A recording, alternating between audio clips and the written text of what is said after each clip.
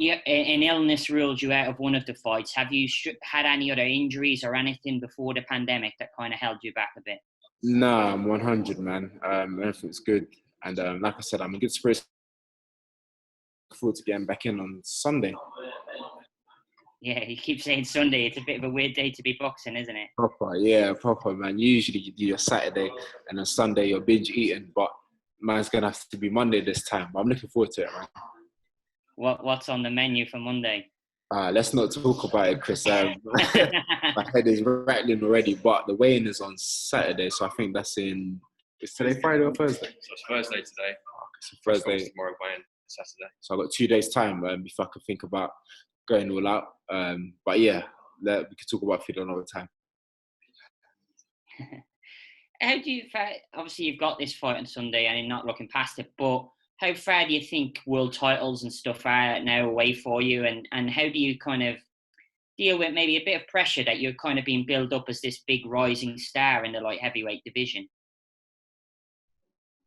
Pressure is always there, Chris. It's been there from the amateurs, even before getting on GB and that. It's very normal. The pressure is very, very normal. If there weren't pressure, then it'd be actually quite weird, but the pressure's always there. And that's what gets me up to run, to do this, to do that, to not eat what I want to eat, and to be a bit more sensible. So pressure's always there, man. Like it's inevitable, do you know what I mean? So it's good to be around. Obviously managed by Anthony Joshua's the management group. Is he someone you speak to about that kind of thing, about dealing with expectation and coming through the ranks? Because he's obviously done that. I think some conversations with Josh is like, I'm like, damn, when you see the magnitude of the fight and the attendance are asking, how do you even deal with that? Do you know what I mean? Because there's a lot of people watching at home and live in the venues or whatever it is. But I do ask him about that, and there's different approaches. But from the little experience that I've got, I would like to say when the bell rings, you fight. It's you and that guy, and you kind of block out everyone. That's what I've experienced in my little time. But the pressure is there, the anticipation is there, the expectation is there, but it's never superior to what I put on myself, and that's the most important thing. I was just watching another interview with you there, and you said there's kind of a heavy price to pay for success. What do you kind of mean by that? Just the training that you do, the sacrifices, the events that you miss out on, the family events, just living a normal life to an extent, the eating that you want to do, the socializing that you want to do, taking yourself out of the comfort zone, just things like that. It's not like today. Today's Friday. Like Friday night, I should be eating good. Do you know what I mean? Around good people, just family events as well that I missed. That I'm like, okay, cool, we're all linking up. I'm happy about that, and I'm like, it's their food, and they're like, yeah, that person's cooked, this auntie's cooked, that uncle's.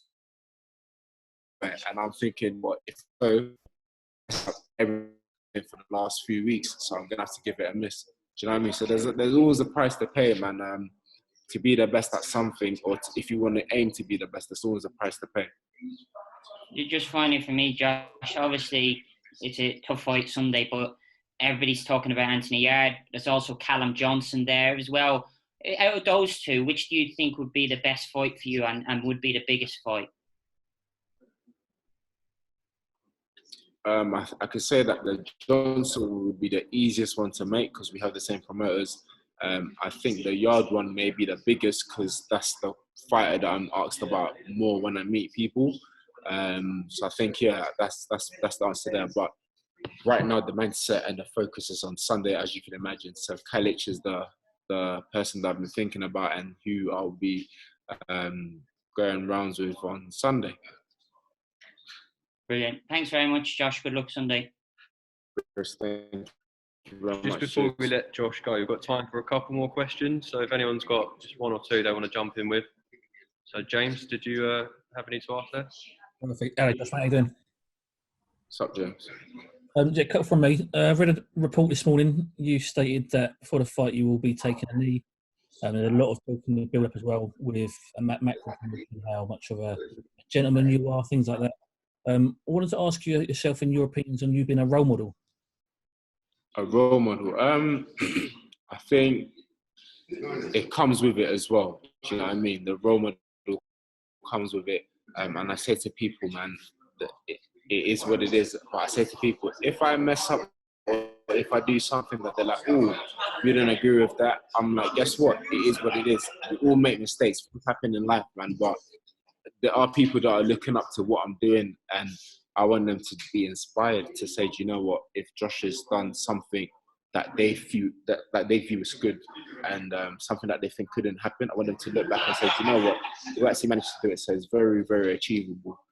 But the pressures of being a role model, I guess, comes with it as well, man. But it's pressures, James. Do you know what I mean? There's not much to say with it. It's something that I expected to come with this.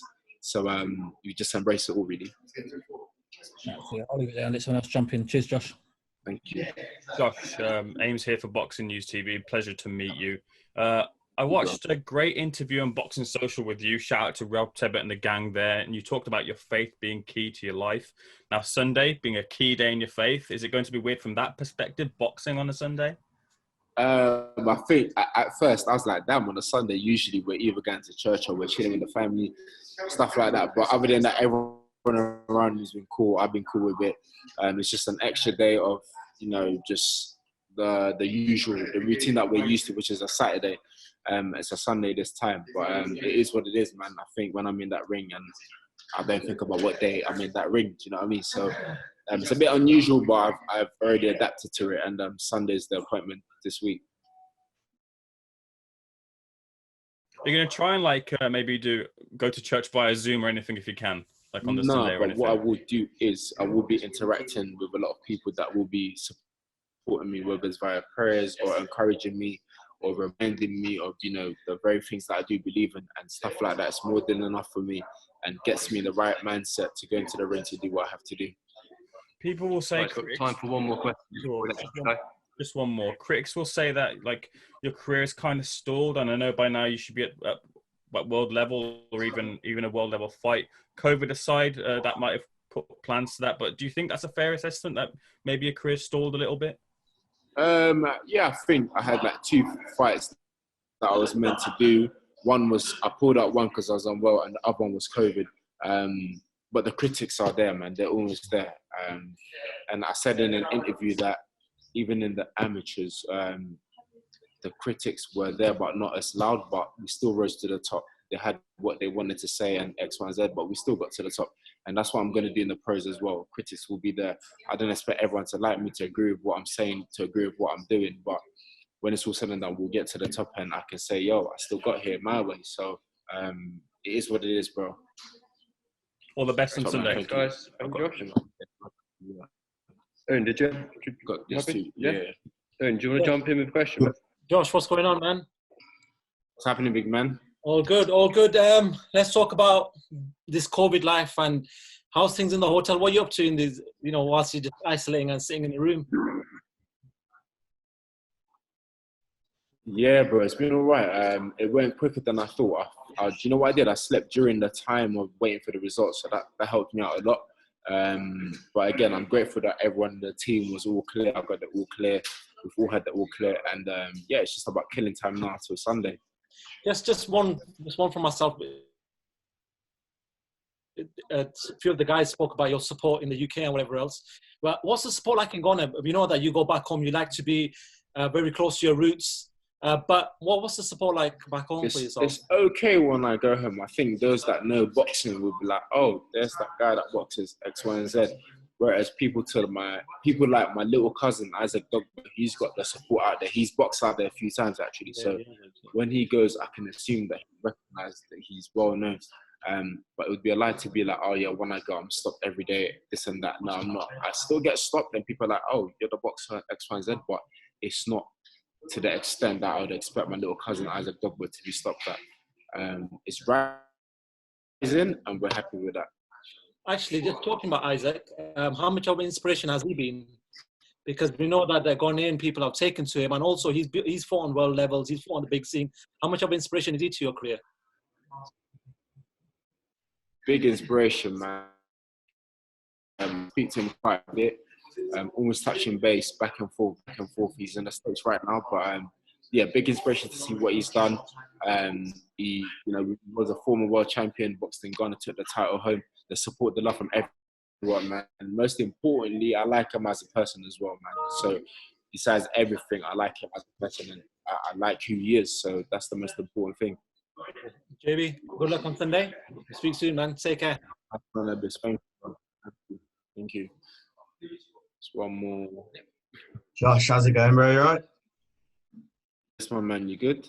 Yeah, good. So first question I've got for you is, if I'm right in saying you've had 43 professional rounds in the boxing ring, my question for you, my first one, is do you think you're going to reach 50, or is the fight going to be over before the bell rings for the 7th round? So do I think that I'm going to reach 50? 50 professional rounds. You've had 43 at the moment, if I'm right, yeah. I think it's hard to say, man.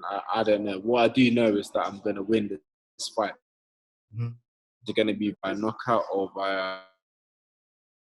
we have to wait and we see, man. But it's good to get the rounds in, but always, if someone is hurt, or if someone as the fighter in the opposite corner, I'm going to take it.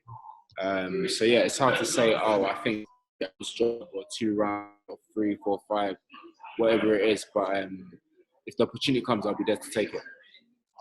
Your opponent wasn't, like a lot of boxing fans weren't as sure as who he was a couple of months back. How do you stay motivated when, you're the favourite by quite a while? The first thing is that I don't gamble, so I don't really look at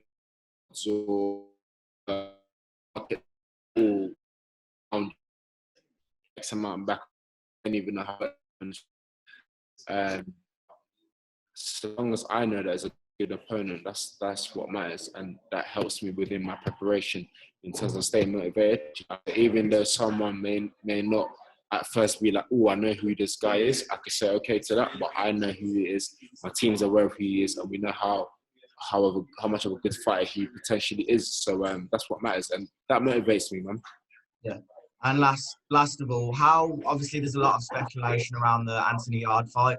How do you map out your journey from right now to getting that fight? Because it looks like he might be fighting Lyndon Arthur in the meantime. What's your journey going to look like before that fight eventually happens? It's to keep winning. It's really that simple, to keep winning, to box the people that I need to box to win. So if we do cross paths, it's like, okay, let's go, bro. I'm ready, you're ready. Let's make it happen. And it's really as simple as that, bro. Anyone in particular you'd like to fight? Not at all. If I get in and the man's across the ring, that's who I'd like to fight. That's who I got to take out. But to throw names out there, there's no one. But as you know, when it's time to fight, I show up. Brilliant. Nice one, mate. Speak to you soon. Thank you. Cheers. Thanks for your time.